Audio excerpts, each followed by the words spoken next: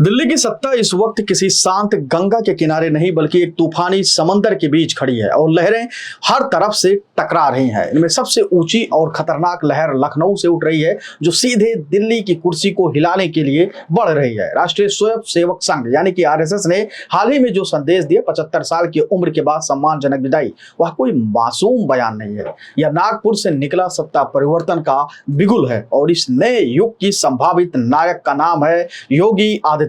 योगी वो चेहरा है जिसे संघ प्रखर हिंदूवादी, सख्त प्रशासक और बेदाग छवि वाला मानता है। 2017 और 2022 में यूपी में भाजपा का ऐतिहासिक जीत दिलाकर उन्होंने यह साबित किया कि वे न सिर्फ जनता के दिल में जगह बना सकते हैं बल्कि विपक्ष को धूल भी चटा सकते हैं। उनकी छवि कट्टरपंथी हिंदुत्व के पोस्टर बॉय की है, निर्भीक, बेखौफ और बिंदास। और सबसे बड़ी बात, उनके खिलाफ आज तक कोई बड़ा भ्रष्टाचार का आरोप तक नहीं लगा है।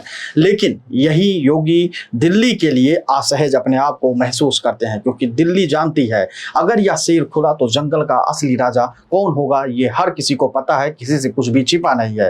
लोकसभा चुनाव में योगी ने यूपी से 34 नाम भेजे, मगर केंद्र ने मुट्ठी भर को ही टिकट दिया। नतीजा, भाजपा को 33 सीटों पर सिमटना पड़ा और जैसे आग में घी डालते हुए तुरंत डिप्टी सीएम केशव प्रसाद मौर्य ने सीधा तीर चलाया। कहा, संगठन सरकार से बड़ी होती है। शाह ने अभी बीते दिनों जब वो लखनऊ आए तो उन्होंने कहा कि योगी आदित्यनाथ एक अच्छे मुख्यमंत्री हैं। वहीं केसों को लेकर उनकी नजदीकियों से यह साफ कर देती है कि भाजपा के भीतर अदृश्य सत्ता संग्राम अपने चरम पर है।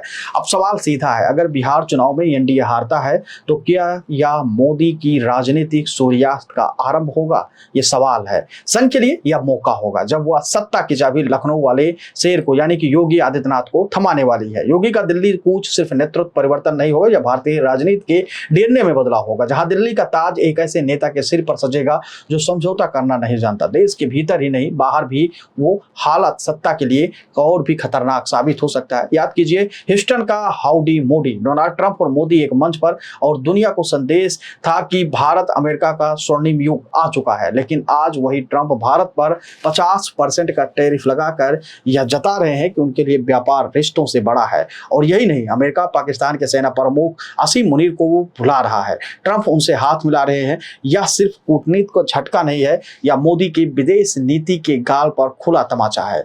भीतर विपक्षी हमले, बाहर डगमगाती डिप्लोमेसी और बीच में संघ का नेतृत्व परिवर्तन का एजेंडा। सारी दिशाओं से उठते तूफान एक ही बिंदु पर आकर मिल रहे हैं और यह बिंदु है लखनऊ। हो सकता है कि बहुत जल्द सत्ता की पटकथा बदल जाए। दिल्ली का ताज वाराणसी से नहीं, गोरखपुर की गद्दी से निकलेगा और उस दिन सत्ता का खेल सिर्फ बदलेगा नहीं, भारतीय राजनीति का इतिहास भी नई प्रतिलिपि में लिखा जाएगा। इस पूरी खबर का निष्कर्ष साफ है, आरएसएस, भाजपा और केंद्र की राजनीति एक ऐसे मोड़ पर है जहां नरेंद्र मोदी का भविष्य पहले जैसा अटल नहीं दिखता है। अगर बिहार चुनाव प्रधानमंत्री नरेंद्र मोदी के नेतृत्व में एनडीए हारता है तो वह योगी या मोदी युग के अंत का औपचारिक संकेत बन सकता है। आरएसएस ने उम्र सीमा के बहाने नेतृत्व परिवर्तन का संदेश दे दिया है। पार्टी के भीतर अदृश्य शक्ति संघर्ष चल रहा है जिसमें योगी आदित्यनाथ सबसे मजबूत दावेदार बनकर उभर रहे हैं। विदेशी नीति में गिरावट और घरेलू मोर्चों पर बढ़ते विरोध ने मोदी की पकड़ को कमजोर की है। अगर हालात ऐसे ही रहे तो सत्ता का ताज लखनऊ से दिल्ली की ओर सफर कर सकता है और भारतीय राजनीति की दिशा पूरी तरीके से बदल सकती है। फिलहाल अभी मानसून सत्र चल रहा है और मानसून सत्र में जहां विपक्ष को एक पूरी तरीके से योगी आदित्यनाथ धूल चटा रहे हैं, लगातार बातें कर रहे हैं, तमाम जो विपक्ष के एजेंडे हैं उस पे वो उनको धराशाही कर रहे हैं, चाहे वो पीडीए की बात हो, चाहे पाठशाला की बात हो या फिर अखिलेश यादव की नीतियों को लेकर हो। अब योगी आदित्यनाथ इस वक्त मानसून सत्र में पूरी जिम्मेदारी के साथ लगे हुए हैं, लेकिन उनका ध्यान दिल्ली में जरूर है, क्योंकि दिल्ली में कुछ ऐसा पक रहा है जिसकी महक उत्तर प्रदेश तक आ रही है। कहा यह भी जा रहा है कि ये मानसून सत्र इधर खत्म होगा, उधर दिल्ली के लिए सारा रास्ता साफ होगा, क्योंकि कहा जा रहा है कि आरएसएस ने अब मन बना लिया है और साफ तौर पे कह दिया है कि एक ऐसे प्रशासक चाहिए, एक ऐसा प्रशासक चाहिए जो दिल्ली का कमान की पूरी जिम्मेदारी तो निभाए ही निभाए, लेकिन उसका वर्चस्व जनता के बीच में भी हो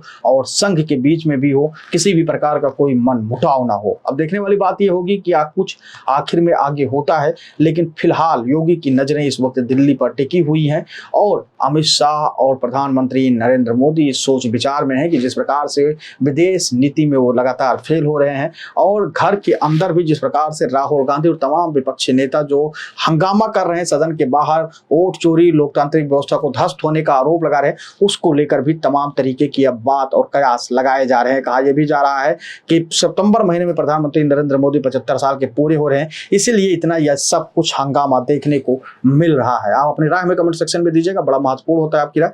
आपको अपनी राय के माध्यम से पता चलता है कि आप लोग क्या कुछ सोचते हैं इस पूरी खबर को लेकर और भारतीय राजनीति को लेकर। धन्यवाद।